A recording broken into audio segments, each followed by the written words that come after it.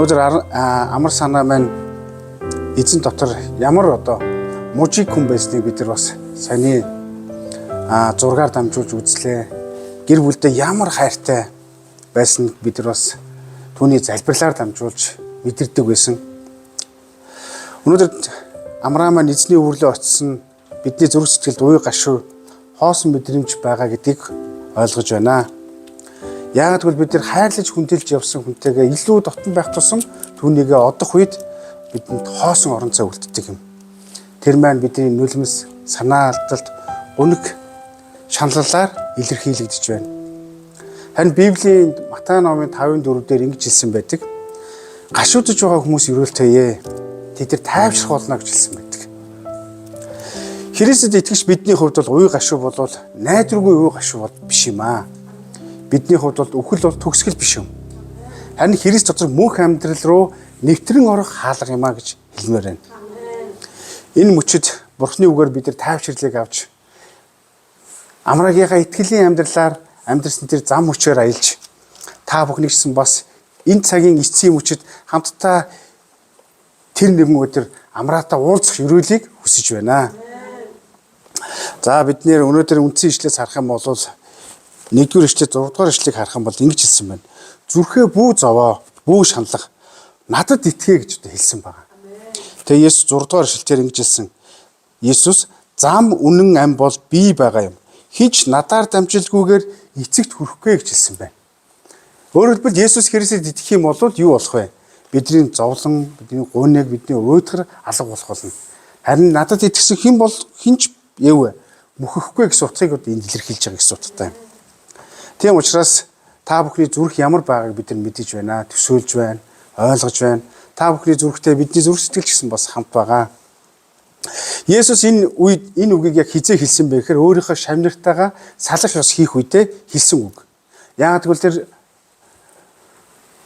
шавнарыгаа харсан чинь маш их зүрхэн шаналж байсан, маш их зовниж байсан, хайртай хүнээсээ хагацж байгаа тэр мэдрэмжийн дунд байсан. Тэгээд тэднийг хараад юу гэж хэлсэн бэ гэхээр нэгэн чухал амлалтыг хэлсэн. Та нар надад итгээрэй. Би бол зам, үнэн, ам мөө гэж тунхагласан байдаг. Өнөөдөр бид нар ч гэсэн бас хэлж байна. Зүрхээ битгий шаналгаараа, битгий зовоороо. Харин гагцгүй надад итгэх юм бол миний тайвшрал та нар дээр ирэх болно гэж ярьж байгаа. Бидний хайрцаг амар санаа энэ дэлхийн өвчин зовлон шаналлаас ангижирч Христийн амар тайвны тэр өвөрт очсон юм аа. Энэ бол түүний итгэлээс хамаарч байгаа зүйл юм. Тэгээд тэр Есүсийн надад итгэх гэсэн тэр үгэнд итгэснээ дагуу тэр дуудлагт хариу үзүүлснээ дагуу тэр өөрийнхөө амьдралын Есүс Христийг амьдралын эзнээ болгоод одоо түүний оршихуй дотор байгаа юм аа. Амар санаагаа бид нар дахин дурсъя. Амар санаа маань бол спортод маш дуртай нэгэн, маш адтай нэгэн. Бас маш сайхан зурдаг нэгэн. Тэгээ нэгэн удаа би нэг нууц бэлтжиж байгаа гэж хэлсэн байсан. Тэгээ тэр нууцны юу гэхээр ихтний маань төрсөн өдөр болох чинь. Хайртай хүнийгээ би нэг өөрийнхөө аяасаа шигтгмээр байна гэд. Ер нь бол юм мужиг яриатэй. Тэгээд яасан бэ гэхээр ихтрийг ингээд маш үзэсгэлэнтэйгээр зурсан. Тэр зураг бол зүгээр л нэг Амрагийн тэр хайр шингэсэн тийм зураг байсан. Тэгэд энийг би өгөхийг хүсэж байгаа гэж. Тэгээ үнэхээр бас авьяастай нэгэн байсан. Мөн бас гарын урд үетэй нэгэн байсан. Урд үетэй. Бас өөрөөсөө дорд нэг хүмүүс тоохгүй байгаа нэг бас ойлгож хүлээж авдаг бас хүн чанарлаг нэгэн байсан. Хүн чанарлаг. Бусдыг бас сонсдог нэгэн байсан.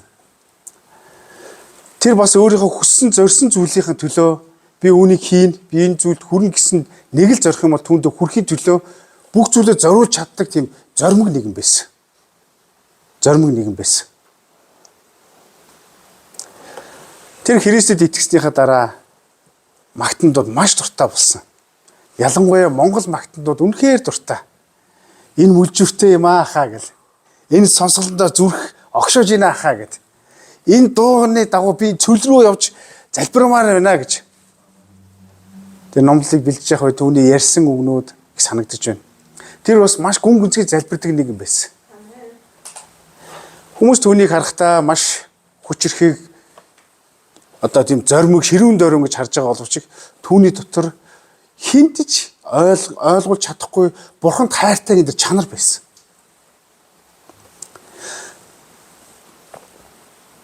Тэр хааж хинээс ичихгүйгээр унж бүдэрсэн гүн ангалт хүртэл ганцаардаж гуниглаж явж явах үедээ хүртэл үхсэн ч амьдэрсэн ч амиа эзний мутартаа гэж тунхагласаар байсан. Энэ үгээ хүртэл гэргийдээ хүртэл хэлдэг байсан.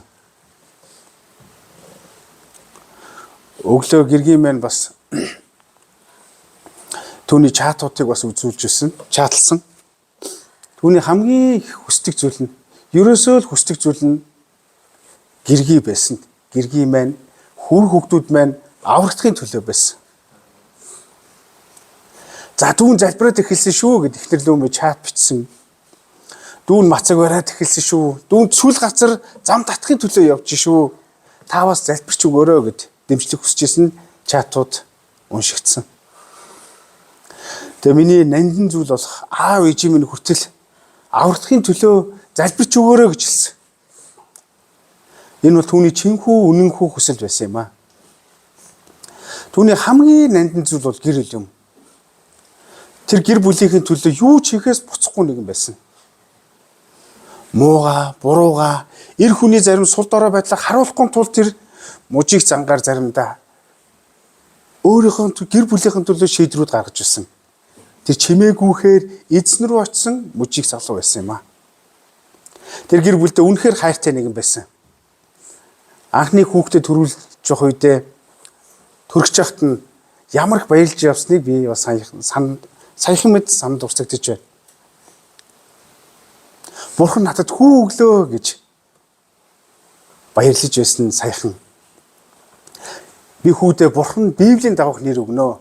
Би яг гэр бүлийн өрөөгтийг хүсэж байна. Миний амьдралд юу ч тохиолдсон өрөөгтийн тулд би хүүдээ Библийн дагуух нэрийг өгнө гэж баярлж байсан үеийн саяхан юм. Бид нар энгийн энэ дурсамжийг харах юм бол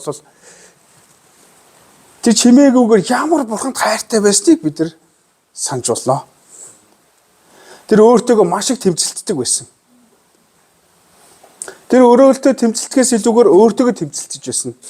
Тэр нь заримдаа өрөөлт хүнд харагдах үед бас байдаг. Тэр зөндөө амьдралдаа унсан. Тэгтээ тэр дахин боссоор байсан. Тэн дэлхийг орхих хүртлээр эзний нэрийг дуудаж байсан хүний дүр төрх болвол амар санаа юм аа. Тэр заримдаа үнэхээр ганцаардаж байгаа мэт харагдаж байсан баха. Тэр заримдаа чимээгүй чуулганаас холдсон мэт харагдсан байж болох юм. Гэхдээ түүний чат загтлууд мессежийг харах юм бол дүүн цүл газар руу явлаа. Дахиад эзэн рүү эзнийхээ өмнө гимших цаг байна. Эзнийхээ өмнө өглөө улаах цаг байна. Эзнийхээ дуу хоолойг сонсох хэрэгтэй байна. Би нүлэмсаа эзэнд харуулах цаг хэрэгтэй байна гэж бичиж байсан үед нь саяхан мэд. Тийм учраас Амрам маань үнэхээр итгэлийн замаар явсан. Тэр одоо эзний өвөрт байгаа. Түүний сүүлийн чат ихнэр лүү маань бичээд 23 онд бичсэн байдаг. Ихчээ. Дүүн энэ гэр бүлтэй, ах дүү нартай, хайртай хүмүүстэй цүл газар зам татах гэж хичээж явнаа. Та чадахгүй байна. Залбирч өгөөч. Тэр ямар их тэмцэл, итгэлийн төлөөх тэмцэл, өрнөл дайн тулаанд явж ирснийг бид нар бас санах хэрэгтэй. Тэр зүгээр хоосон байгаагүй. Тэр бол жинхэнэ итгэлийн замаар явсан юм аа. Тэгвэл түүний тэр тэмцэл өрнөлийг бүгдээрээ санаад бидний төлөө хоосон зүтгээгүй юм байна гэдгийг бас та бүхэн санаад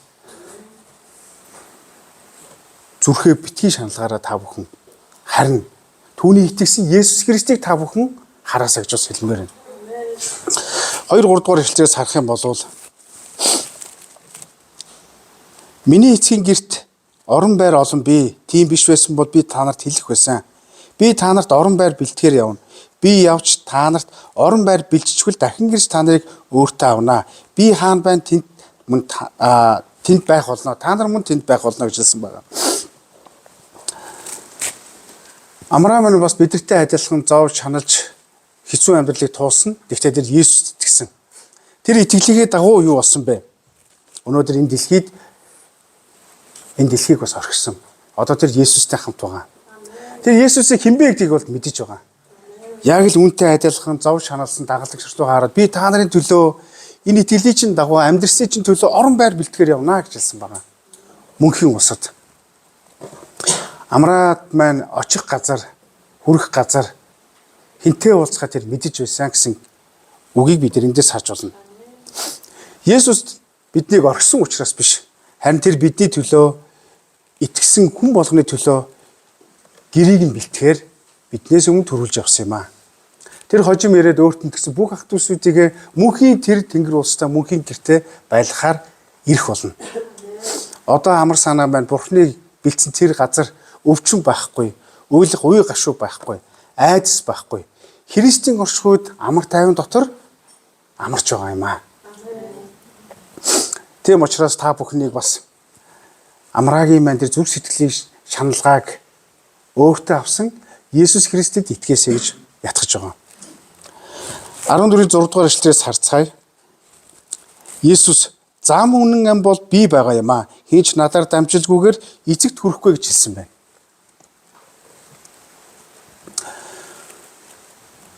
Хүн төрлөختөн өнөөдөр энэ дэлхийг хизээ нэг цагт орох болно. Монголчууд ярьдаг төрхөн үнэн, үхэн үнэ гэж ярьж байгаа.